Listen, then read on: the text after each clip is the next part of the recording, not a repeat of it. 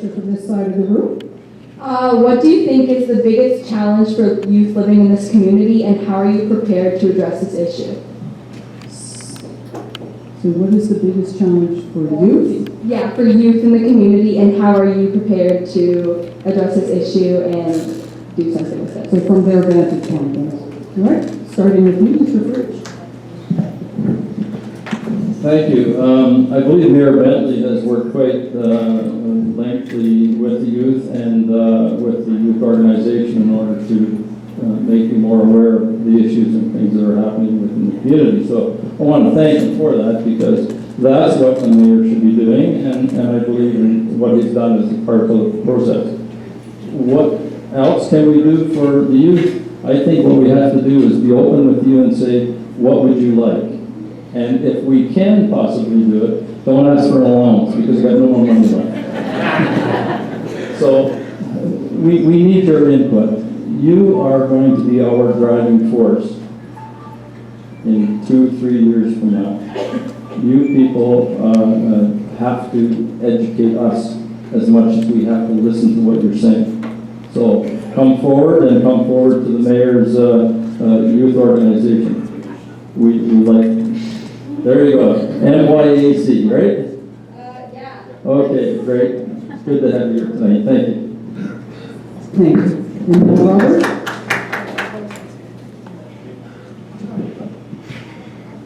So this would be my approach. It's basically getting in the schools. If I'm there, I'm going to be in schools a lot. I'll be sitting in on classes. I'll be talking at assemblies. I ask my 50-year-old, they'll say, okay, who's the mayor of town? And they don't even know.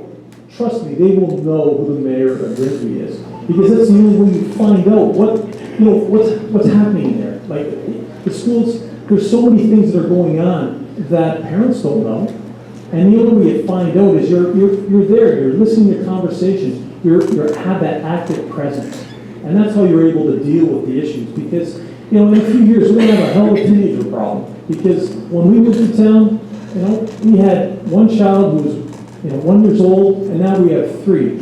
And it's the kind of situation where these kids are running out of things to do, and the next thing you know, there's going to be vandalism and all the other things. So we've got to find out what they need and basically do it. Thank you very much. And now,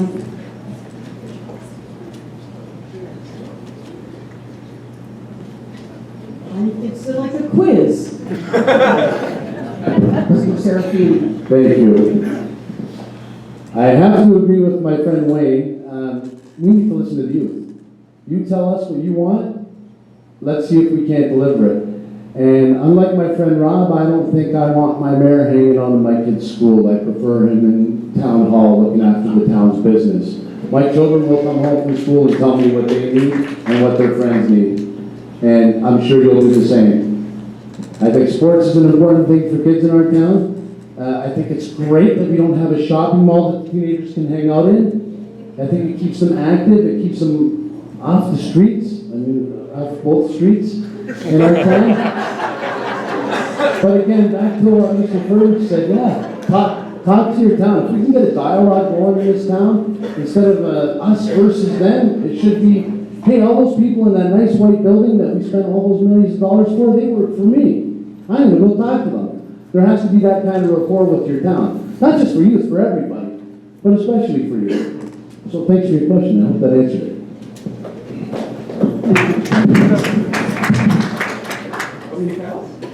Thank you very much for the question, and that is a good one. The Mayor's Youth Advisory Council started, I would say 7 years ago, maybe 8 years ago now, and the reason for that, I had finished coaching my son at 21 years old. I coached for about 18 years, and I was in touch with the youth of the community, both in hockey and in baseball. One of the things that we did not take advantage of, the children and the young adults in Grimsby Secondary School and Blessed Trinity account for almost 10% of the population of the town of Grimsby.